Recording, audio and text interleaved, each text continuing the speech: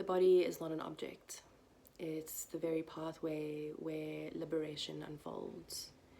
And this is taken from the Tantra Loka, which is a traditional tantric text, one of. And I love this so much because it really speaks to the power of this tradition unfolding through the living body. That we are not here to deny or suppress any parts of our humanity by being in the body. The body is the gateway. And I'm sure many of you have heard me say this so many times. The body is the gateway to the unconscious. The body is the bridge to the unconscious. It's through the body that we remember, that we recognize. And this recognition is quite a piece in the tantric tradition. Our senses are portals for deeper awareness. And so when we come together with our partner, the body as altar is not about your partner's body. It's about you. It's about your body. My work is not about come to this retreat and this workshop and you'll receive tools to more deeply connect to your partner and find deeper intimacy. No, it's actually about you. It permeates, of course, into your relationship, and a byproduct of this presence and embodiment with self is that, yes, it will deeply connect you to your beloved, and it will change the way you relate.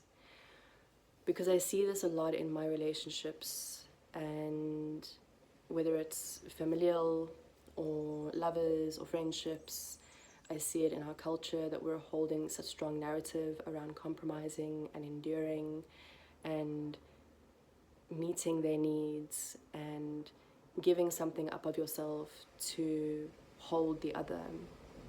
And this is not working, right? The paradigm is shifting and the way that we're relating is changing because we desire more authenticity and a deeper primality when it comes to our relationships. And so the one thing that I'm asking people to really give up when it comes to working with me in couple space is to give up the narrative we have around compromising. Because compromising is something that doesn't exist when two people are in their integrity. There is no compromising needed. And compromising is such a subtle form of abuse because we give something up so that the relationship can work. And this is such an old narrative. This is old paradigm. And what the Tantras are inviting us into is, I come to work with my body. My body is the altar. How I touch, how I feed, how I drink my coffee, how I commune with the land, how I drive my car, how I interact with people on the roads. My body and what it's experiencing at every moment is giving me feedback about reality. And reality is here for my own awakening. Everything that is happening in this reality is for me and it's for my own awakening. This is Tantra. And so when we're on retreat, we say, I'm inviting you, beloved, to come and join me and witness me in this awakening.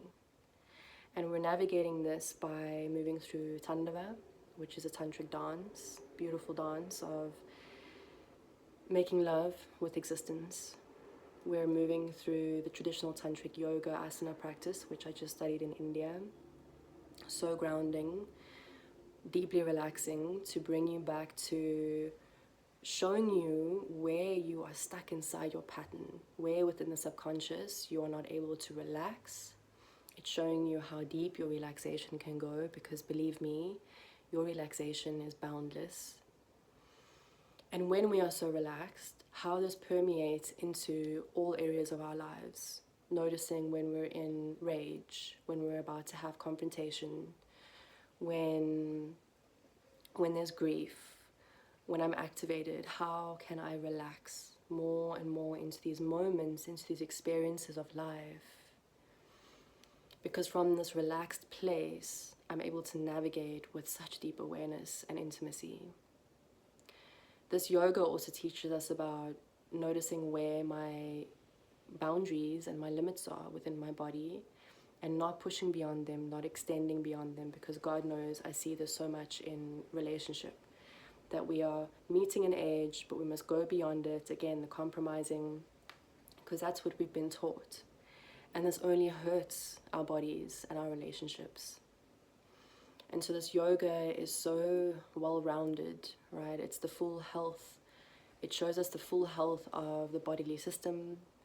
And once we've reached the health within self and really refined our sensory perception within body, this permeates within our relationship. And then we come together with our partner and we work with the Kashmiri, which is the yoga of touch. And this for me is, I've been sitting inside this method for many years, almost a decade. And it's one that will continue to be with me until the end of my days. Because again, even though we're with our partner, it's not about them. Whether you are giving or receiving, you are in the meditation of being with your own body first, not losing yourself in your partner, not collapsing into yourself, making sure that your body is comfortable first when you're giving especially. And so all of these little seeds and techniques are here to become imprinted in your being, in your body, in your senses, so that when you relate to your partner, there is a depth there that is so refined and so held in love, in nourishment, because you are with yourself first, that now you know how to be with your partner. And this relationship can come in the form of so many things. It doesn't have to be with your lover. Of course, the relationship we have with another really is a spiritual practice. Especially here in Tantra, it becomes a spiritual practice because there's a mirror. We're seeing things that we're not able to see when we're just on our own. The other is able to show us our blind spots, and this is the real shadow work. However, this is not just with your lover. This can be with the land. I know this is true for myself, that my relationship with the land is sometimes so much richer than it is with a person. The land reveals to me where my discomforts are, where my pain is, and my grief, and my rage, and where my edges are. And so the land is this lover for me. And Tantra is saying that it's not just a person, it's all of reality. And so it could be the way you drink your coffee in the morning. It could be your rolling tobacco, your marijuana. It could be how you drive your car and interact with people having road rage. It could be the way you surf waves and navigate the ocean. There are so many ways to recognize the intimacy of reality and how it's moving us and through us, and how everything that is arriving is for our own awakening.